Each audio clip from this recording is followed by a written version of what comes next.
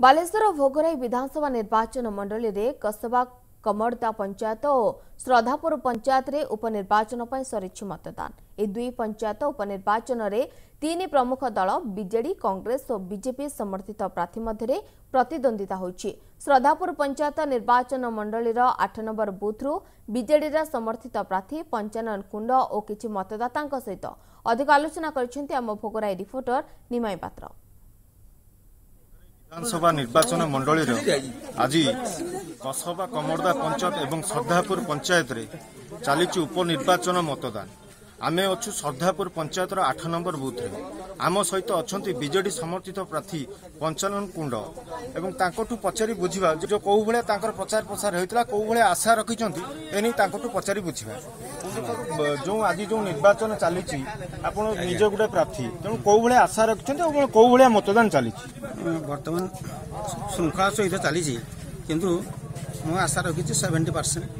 आशा निश्चित भाव से कहते दृढ़ विश्वास अच्छी 70% पाखापाखि से विजयर उल्लास से करेंगे कहते। आउ जड़े कर्मी सहित आम पचारि बुझा जे कौन अच्छी कौन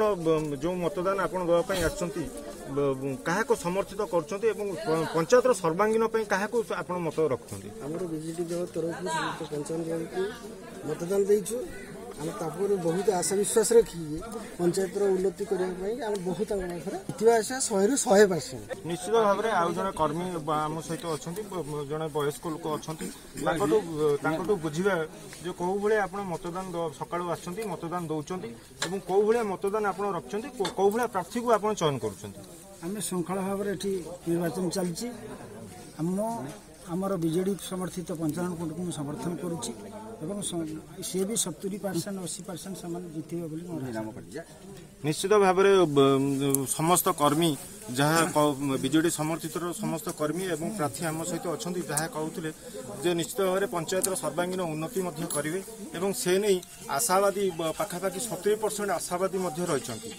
भोगराई निमाई चरण पात्र MBC न्यूज।